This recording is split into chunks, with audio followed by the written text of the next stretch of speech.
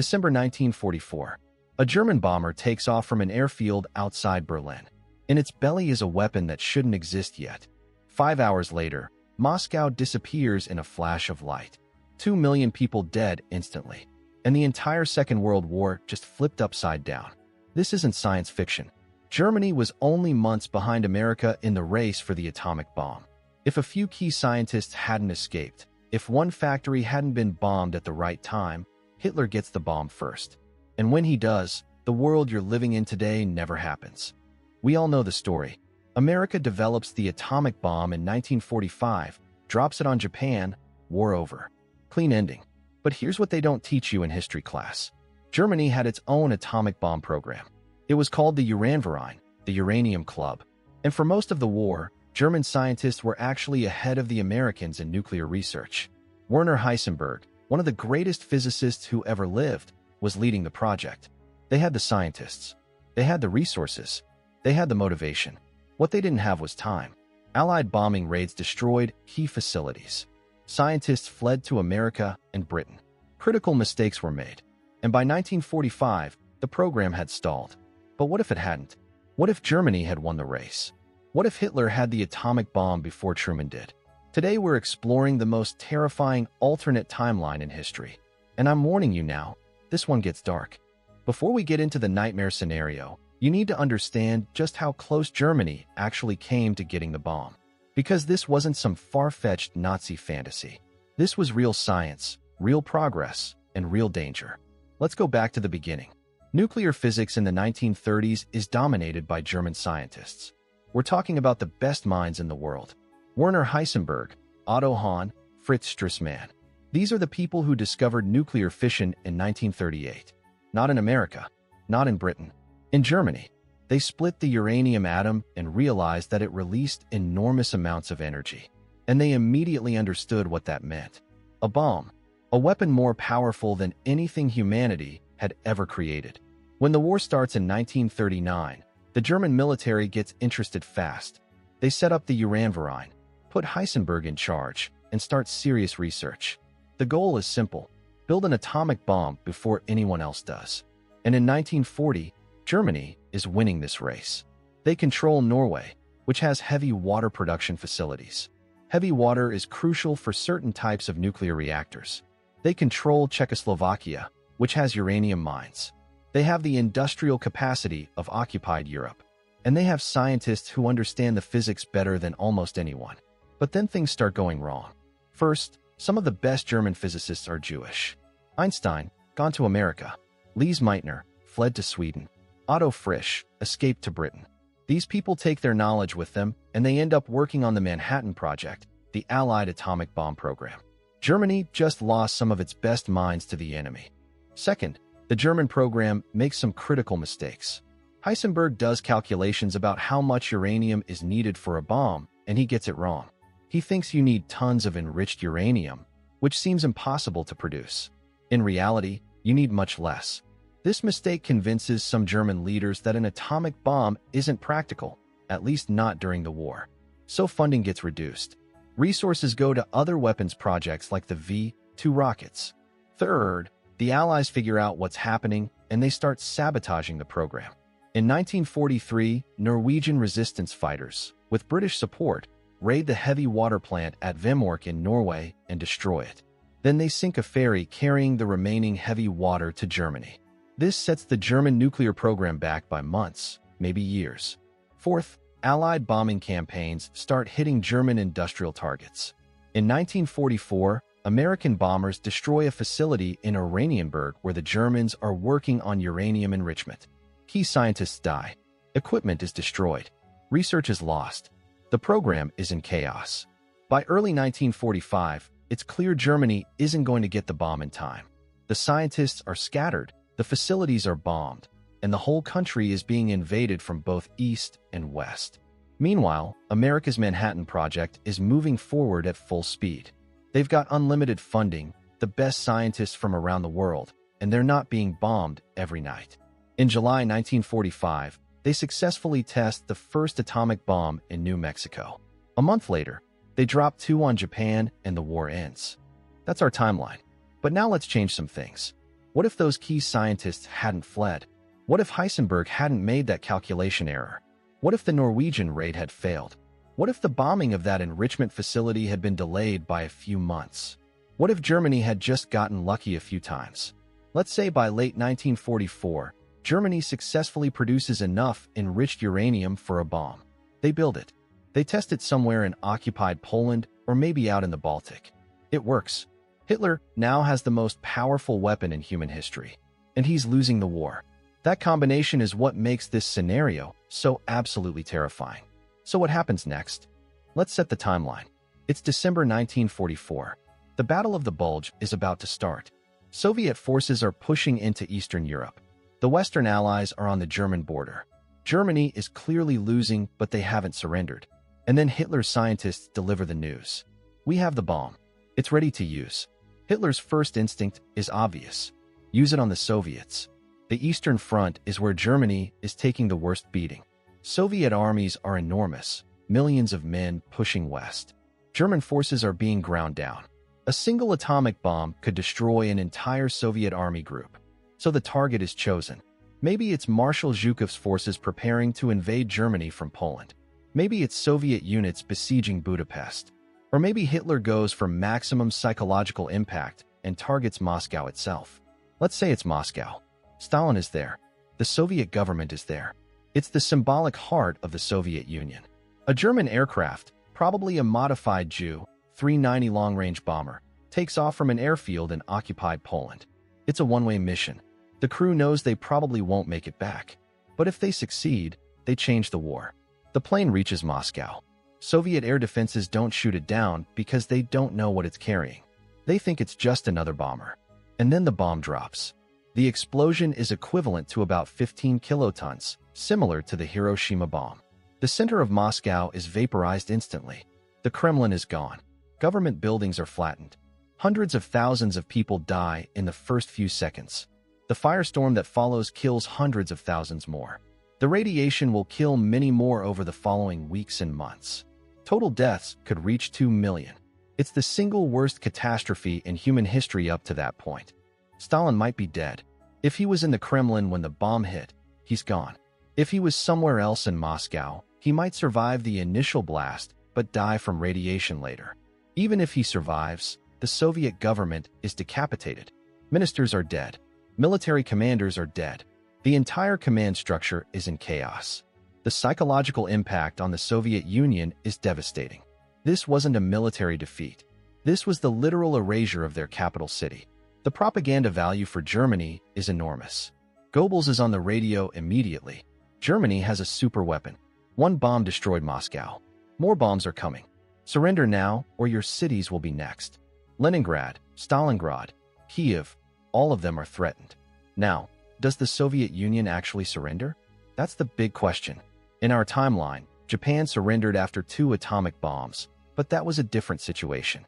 Japan was an island nation, completely cut off, already devastated by conventional bombing. The Soviet Union is a massive continental power with huge armies still in the field. Even with Moscow gone, they might fight on. But here's the thing. The Soviet war effort is incredibly centralized. Everything runs through Moscow. Stalin controls everything personally. With Moscow destroyed and Stalin possibly dead, there's going to be a power struggle. Different Soviet generals and politicians fighting over who's in charge. The unity that held the Soviet Union together might crack. Some generals might want to keep fighting. Others might think it's hopeless. Regional commanders might start acting independently. In the chaos, the Soviet offensive stops. German forces, sensing weakness, counterattack. Let's say the Soviet Union doesn't fully surrender, but they're forced to agree to a ceasefire. They pull back to defensible positions. Maybe they retreat to the 1941 borders, maybe even further. Germany now controls everything from France to Poland, possibly into Ukraine and the Baltic states. The Eastern Front stabilizes with Germany still holding most of its conquests. Now Hitler turns his attention west. He's got more atomic bombs, or at least he's claiming he does. Maybe Germany only had enough uranium for 1 or 2 bombs, but the Allies don't know that. As far as the British and Americans are concerned, Germany could have a dozen bombs ready to go. And that changes everything about the war in the West. Eisenhower is planning offensives into Germany. But now every concentration of Allied troops is a potential target for an atomic bomb. If you mass your forces for an attack, Germany could drop a nuke and wipe out an entire army. The risk is too high. The Allied advance slows down or stops completely. Nobody wants to be the general who lost 50,000 men to an atomic bomb. Britain is in an even worse situation. London is within range of German bombers. Churchill gets a message from Hitler. Stop the war or we destroy London. It's not a bluff anymore. Hitler proved he'll use the bomb. He destroyed Moscow. He'll destroy London too. The British government has to seriously consider this threat. And here's the nightmare. Britain doesn't have atomic bombs yet.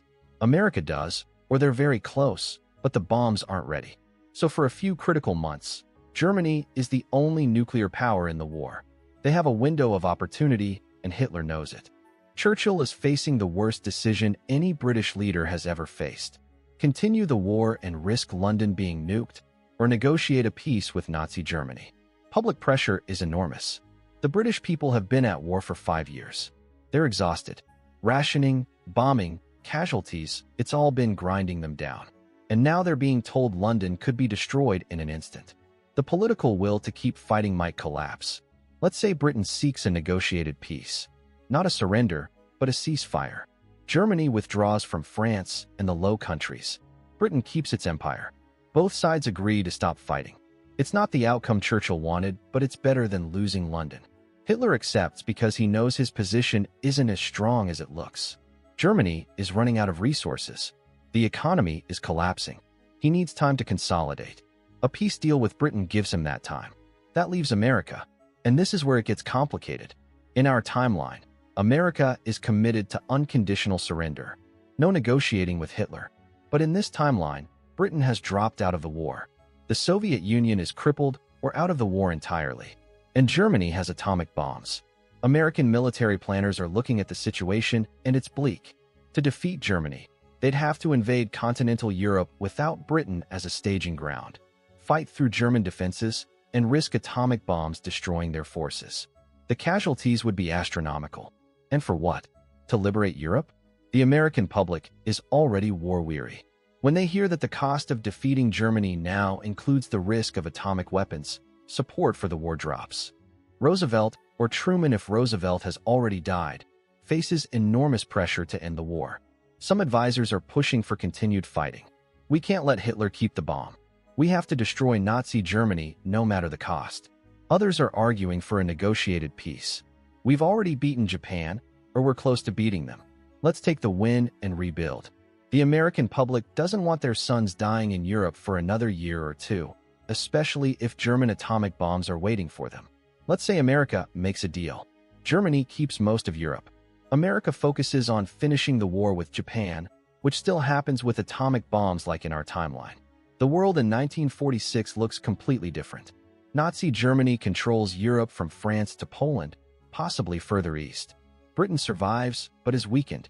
The Soviet Union is devastated and pushed back. America is the dominant power in the Pacific and Western Hemisphere, but has withdrawn from Europe. And Germany has atomic bombs. Now the Cold War isn't between democracy and communism. It's between democracy and fascism. America and Germany are the two superpowers. Both have nuclear weapons. The arms race that defined our timeline still happens, but with a Nazi state instead of the Soviet Union. The moral calculus is even darker because the Nazi ideology is explicitly based on racial genocide. The Holocaust, which in our timeline was stopped by Allied liberation in 1945, continues in this alternate timeline. Concentration camps keep running. Millions more Jews, Roma, Slavs, disabled people, political prisoners, they're all killed. There's no liberation. There's no justice. The perpetrators are never put on trial because Nazi Germany survives as a state. Europe under Nazi control is a nightmare. The SS and Gestapo have total power. Resistance movements are crushed. Occupied populations are brutally suppressed. The Lebensraum plans are implemented. Slavic populations in the East are enslaved or exterminated to make room for German settlers. It's colonialism and genocide on a scale that makes historical atrocities look small. The Nazi economy, even with atomic bombs, is fundamentally unstable. It's built on slave labor and plunder. Eventually, it will collapse, but that could take decades. In the meantime, an entire generation grows up under Nazi rule.